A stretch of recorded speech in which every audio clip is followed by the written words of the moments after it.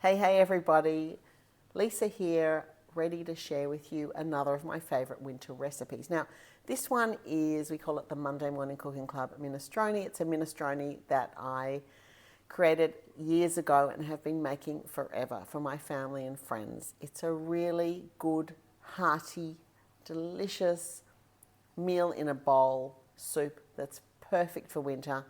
Really pretty much any time of the year, just perhaps not the height of summer in Sydney. So it takes hours and hours to cook. So maybe I'm not going to stand here with you for hours as it cooks because I think even I would run out of things to say. But I'm going to be with you for the main steps, and then you can go off and do something else while yours is cooking, and then come back and pick up the video where we left off. So let's see how that works. Here we go. All right, so the hardest part of this recipe is the chopping of the vegetables. You need to just set aside, it's going to take you, let's say, 20 minutes to do that. And after that, there's not much to do. The other hard thing is to have the patience that you need to cook this whole thing for as long as it needs to cook. It really needs in total about, I'm going to say, 3 hours, okay? So do it on a day, like today it's Sunday. I've got bits and pieces to do around the house, so I'm going to cook it, put it on, go do something, come back. You get the drift. All right, let's start with the ingredients. Feel free, as always, to change things around as you wish. If you don't like something, put in something else. These are just my favourites, and it's just a starting point for a really good soup or minestrone. All right, we start off with some olive oil. I feel like I can point with my wooden spoon. Some olive oil. We need some chopped leek. You can use onion if you prefer. I find leek just lovely in this soup. And some celery. Then we're going to need some tomato paste. And then our main veggies. We've got carrot, green cabbage or white cabbage, zucchini, and I have some Tuscan cabbage or cavallo nero. If you can't get it, kale is also good, just to add a bit of different texture and colour. Then we're going to need obviously salt and pepper. And I think it's essential to put in a parmesan rind. So I've got a lovely piece of parmesan, which I'm going to grate later to eat with the soup. But I'm also going to cut the rind off this and put it in the soup. Just adds that special something. And I've got some stock. You can use vegetable stock or chicken stock as you wish. And a couple of cans of some sort of legume. So I'm using today white cannellini and chickpea because I just felt like it, but throw in some lentils, throw in some mixed beans, whatever you like. All right, let's start. I'm going to put that aside for now and let's start. I've got a really big wide pot. I call this one the baby bath. It's a huge Bessemer pot, and it's just really good to have a nice wide pot so the soup cooks really nicely rather than a tall narrow one where you've got to keep getting to the bottom and stuff. You know what I mean? Yeah, wider is better. All right, let's start. So I'm going to put the pan on, and I'm going to add a little bit of olive oil. All the measurements for all the ingredients that I'm using you can find under the video in the description. It's all there. Or on the Monday Morning Cooking Club website. All right, so let's put in a bit of olive oil. Yeah, glug, glug, glug, glug, glug. Okay, just want to sort of almost cover the bottom with a thin layer of oil is what I'm trying to do. Put that away. Then I'm just going to start off by softening the leek a little bit before anything else goes in. Okay. Yeah, I did want a sizzle there, of course. I put it in a bit early. Anyway, that's all right.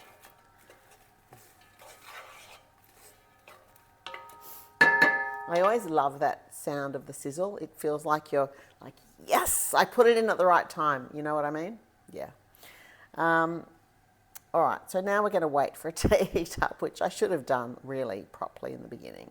So ideally, heat your pan with the oil, throw in your leek, and you hear, okay, let's just pretend that happened. Now we'll just have to wait. All right. If you want to cut down the time of cooking on one day, you can actually prepare all your veggies.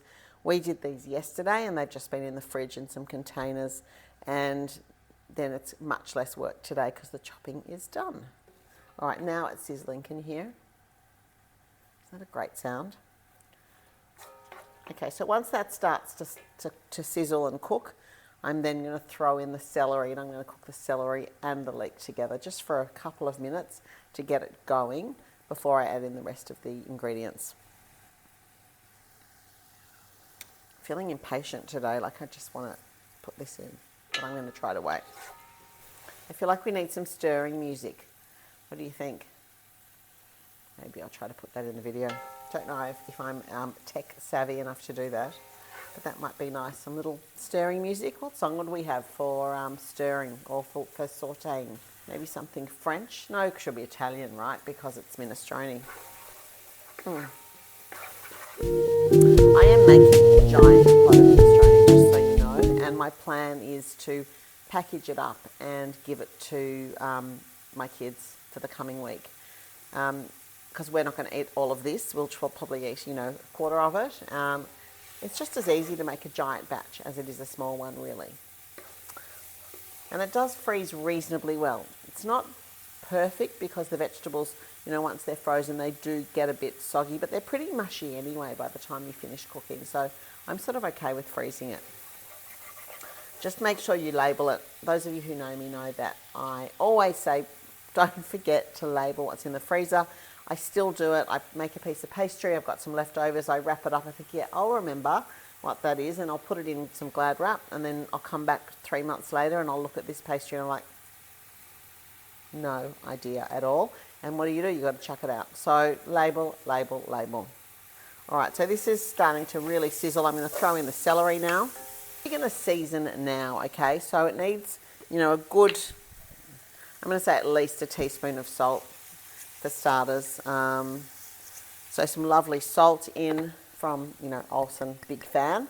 Put that over there. And pepper, what I like to do is, it's hot, get some peppercorns every few weeks and put them in my spice grinder and put them in a jar in the pantry. And that way, if I need like a half a teaspoon, I don't have to stand there grinding for ages. I can just, put in a little bit like that. So just maybe a half a teaspoon of pepper, a quarter of a teaspoon, whatever you like. And I'm just going to give that a stir around. Remember, when you add the salt, though, you're adding stock, and it depends if your stock is very salty or not. You might want to adjust the salt. Remember, you can always add more later. You can't take it out. All right, this is cooking nicely. All right, so that's started to soften quite well. I don't know if you can see inside that. It's really started to wilt and soften. So I'm now going to add the tomato paste. And the thing about tomato paste is, from what I've learnt over the years, it's always good to cook it in a hot pan, whatever you're adding it to, whether you're making a pasta sauce or whatever, to put the tomato paste in so it touches the pan and actually cooks. I think that really helps with the flavour and the end result. So I'm just mixing these around. I might actually get this to show you. I don't know if you can see this, but I just want you to see in the pot, if you can, what it looks like. I don't know how helpful that was, but anyway. All right, where's my spoon here? So I've got it on fully high heat. It's an enormous pan, so it can really take the high heat. And I'm just going to cook that for a couple minutes just to get everything coated in the salt and pepper I put in, and of course the tomato paste.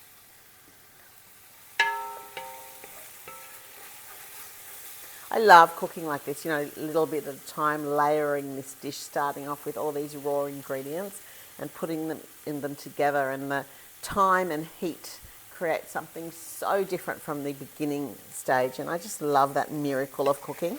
Anyone with me on that one? All right, stirring music again. All right.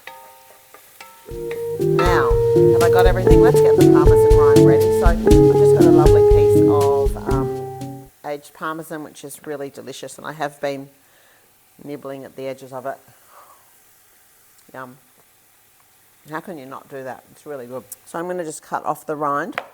Yum, how can you not? I know, I was about... It's really good. Hello, everybody. I was about to say, where's Danny, when I cut the parmesan. lucky. He smelt it from upstairs and came running down the stairs. So I'm going to put my rind in. Some shops actually sell the rinds, which is a really good thing as well. But, you know, you always use parmesan, or I do anyway. All right, so let's add in everything else. We have got zucchini, green cabbage. And don't freak out how big it is, because it really is going to shrink down as it cooks. Carrot. So you can see why I needed a baby bath, right? And the cavolo nero.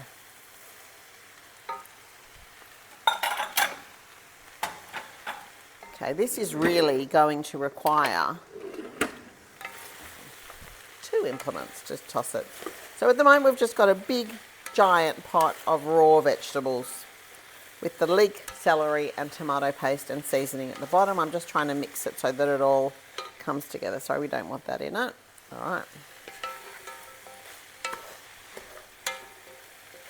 All right, that'll do. You can see I've tossed it really nicely. I think you can see that. And have a look. It's very heavy. Next, parmesan rind in. And now I'm going to add the stock.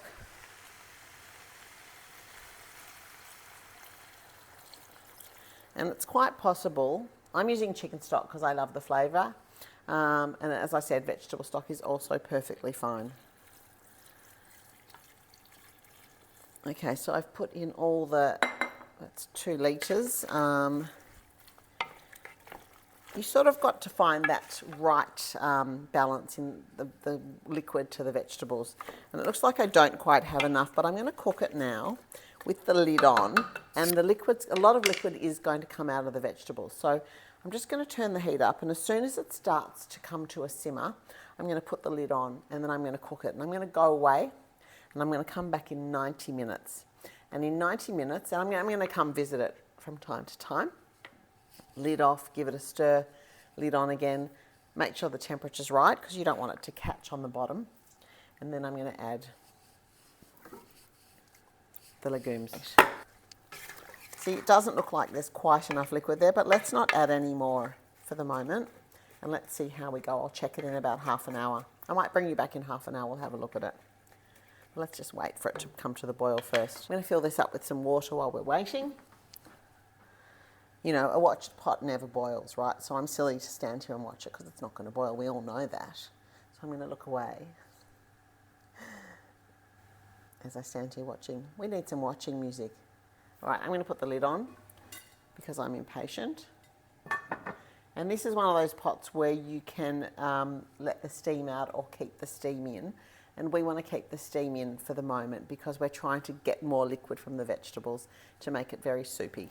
So we might as well talk about these while we're waiting, right?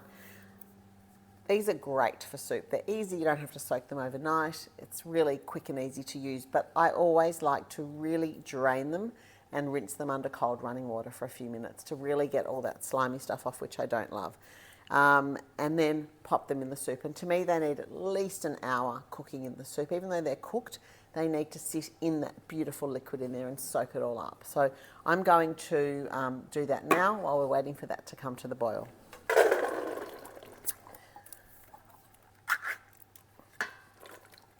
Okay, let's put those there. Let's see how we're going. All right, let's see if this has come to the boil yet. Okay, it has just started to around the edges. So I'm going to put the lid on. Remember, steam in, not out. And I'm going to turn it down to medium. And I'm going to let it do its thing. And I'm going to come back in half an hour and give it a stir and a check. So I will see you then. Okay, just a quick check-in. It's been about half an hour. It is really boiling like mad now. If you want a minestrone facial, this is the time. And I'm just going to give it a stir. Oh, I can smell that parmesan rind. It's so good. And I'm just going to give it a stir. You can see it's become a lot more liquidy. And let's put it back. And I'm going to do the same in about a half an hour. I want it to have 90 minutes altogether, so I'll see you in about a half hour. So it's been another half an hour, so that's 1 hour in total. And let's have another check. Lots of liquid now, and it's starting to turn from a bunch of raw vegetables to a soup. And I just love watching that transformation. Just a little tip, I used the last of the tomato paste when I was measuring it out. And so what I've done is I've just put some water in there. I'm sure you do this anyway, but in case you don't, put some water in, give it a shake, just chuck it in. Extra flavour. And now that's just about clean for recycling. I'll see you in another half an hour when we will be ready to add the beans and the chickpeas. So I'll see you shortly.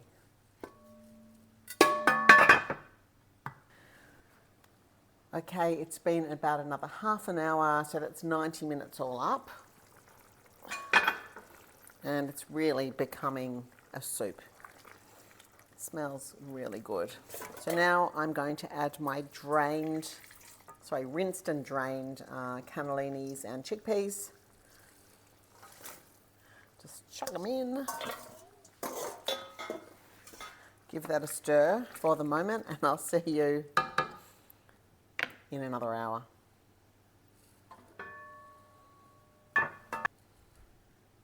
Hey, I'm back. 1 hour has passed and I think it's ready. Let's have a look. Can you hear that bubbling? I love it. So it looks great. I think I would like a little more liquid in there. So I'm just going to put a little more, and you can put stock or water. I'm going to put stock because I've got some extra. Probably enough. All right, so that is my soup ready. I'm going to have a little taste, and I'm just going to see if I need to season it with salt and pepper. Remember, it's very hot, so take care. Sorry for slurping. It's pretty delicious. I'm just going to add another little bit of salt. Definitely needs it. And I'm going to add a tiny bit of pepper as well.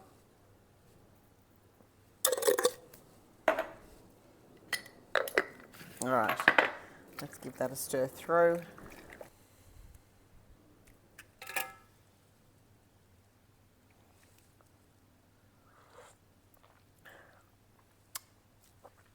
Perfect. I have my bowl ready.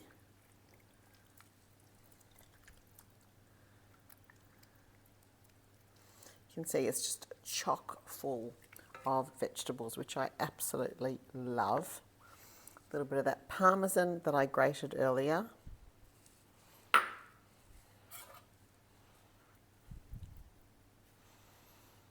And I'll slice myself a piece of sourdough with a little bit of butter. And there is a really great, filling, delicious, healthy winter lunch. I just love it. It's a bit hot to take a big mouthful now. Without slurping. Sorry. So that's it. Minestrone done. If you make it, let me know in the comments. I would love to know how you go with it and whether it's going to become a permanent part of your winter repertoire. Hope it will be. Happy cooking. See you next time.